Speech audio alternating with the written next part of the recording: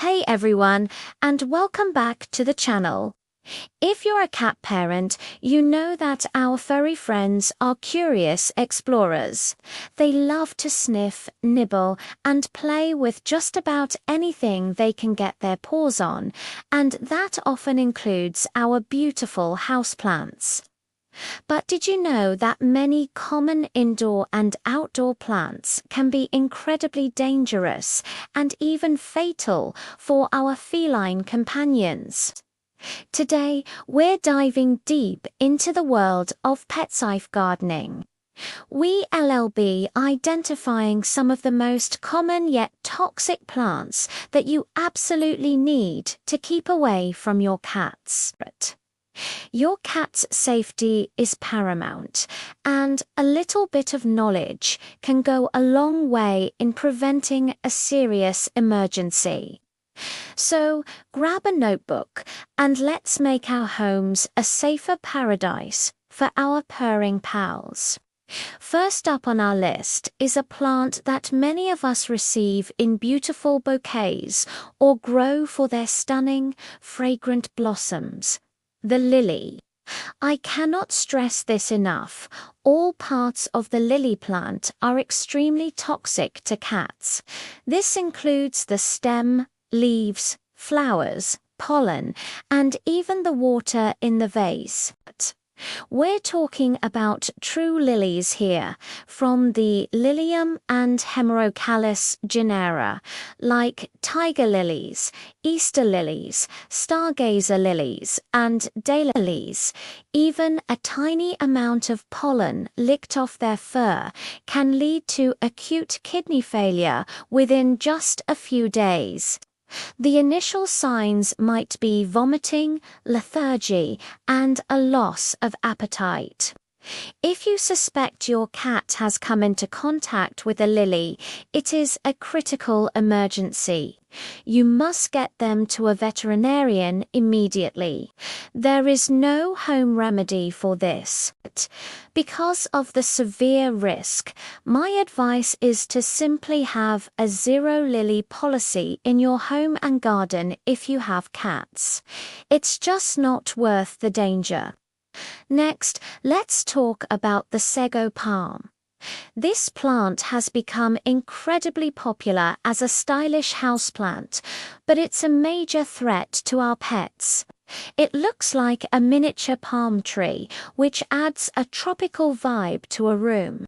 But every single part of it is poisonous to cats, with the seeds being the most toxic part. Ingesting even a small amount of the sago palm can cause severe vomiting, diarrhea, and, most frighteningly, liver failure. The toxin, called psychocin, can lead to devastating health consequences that can be permanent and even fatal. Because they are so dangerous and the signs of poisoning can be severe and rapid.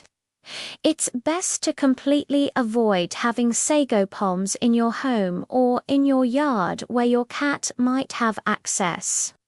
If you already have one, please consider rehoming it to a friend without pets or ensuring it's in a location that is absolutely 100% inaccessible to your cat.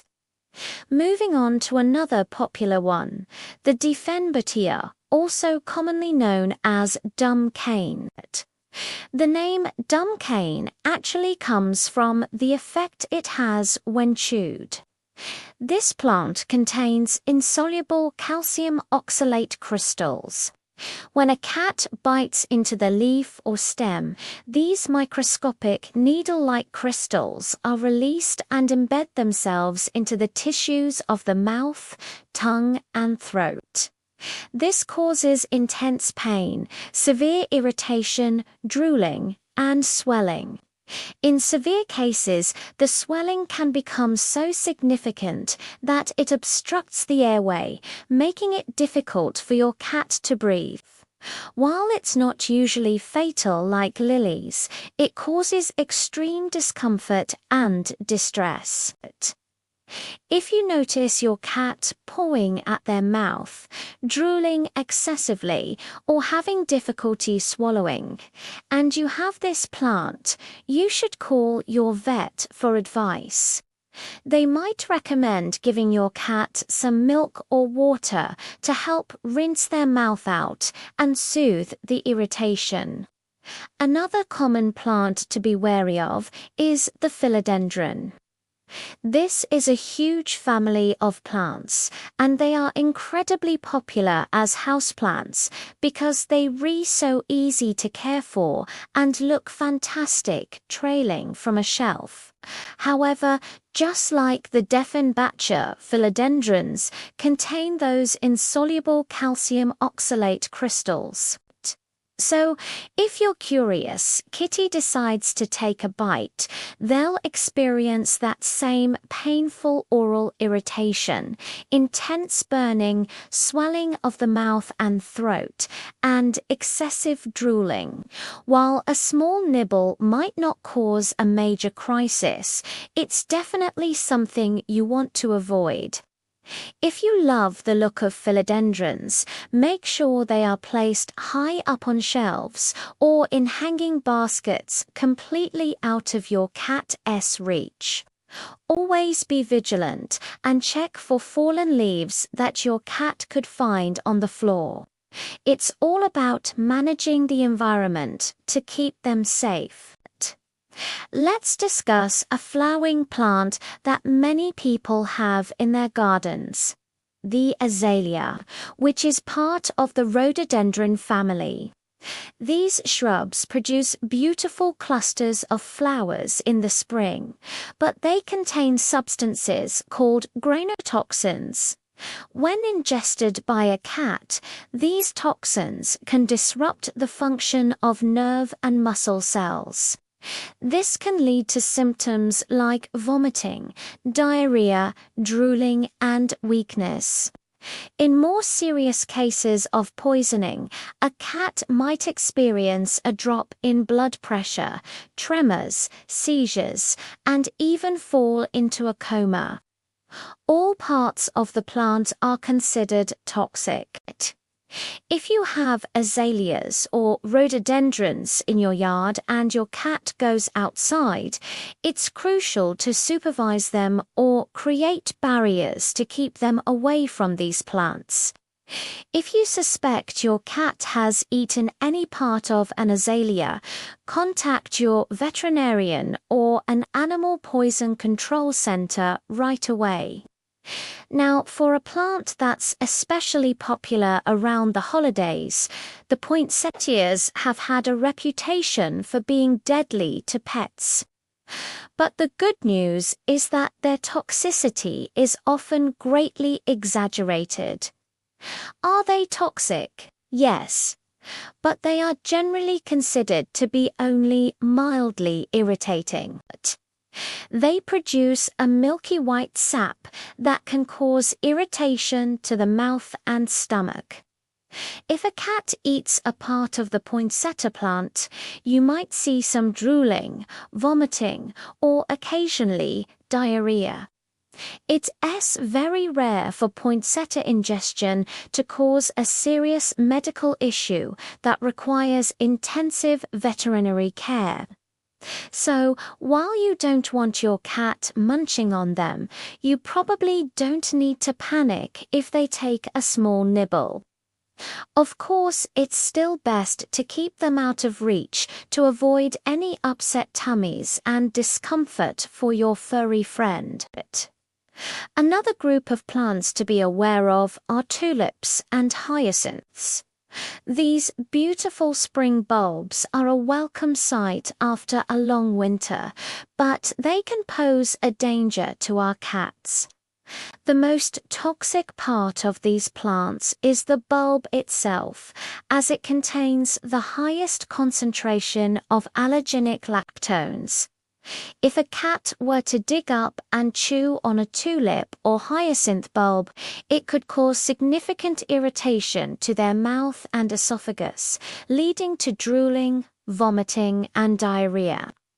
While nibbling on the leaves or flower petals will likely only cause mild stomach upset, ingesting the bulb is much more serious. So, if you're planting bulbs in your garden, make sure they are buried deep enough that your cat won't be tempted to dig them up. And if you receive a pot of blooming tulips or hyacinths as a gift, place it somewhere your cat absolutely cannot get to. Let's also talk about aloe vera. This is a plant many of us keep in our homes for its well-known soothing properties for human skin. It seems so natural and harmless, right? Well, not for our cats. The aloe vera plant contains compounds called saponins and anthraquinones, which act as laxatives. When a cat ingests the leafy part of the plant, it can lead to vomiting, lethargy, and significant diarrhea.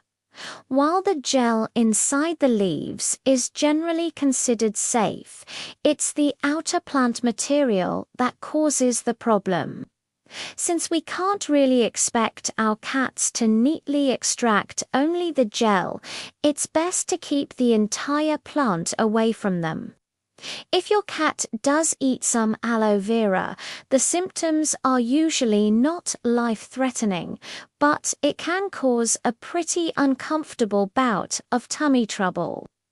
As always, keeping it out of reach is the safest bet. This is by no means an exhaustive list, but there are many other plants out there that can be harmful to cats, like English ivy, cyclamen, oleander, and daffodils, just to name a few. The key takeaway is to always be proactive. Before you bring any new plant into your home or garden, take a moment to research whether it's safe for cats. A quick search on the ASPCA's website, for example, will give you a reliable answer.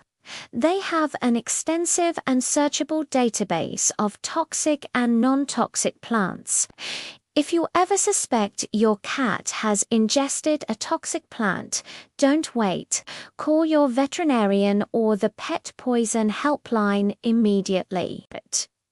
It's better to be safe than sorry, and quick action can make all the difference. So, what can you have? Don't despair. There are tons of beautiful cat-safe plants out there.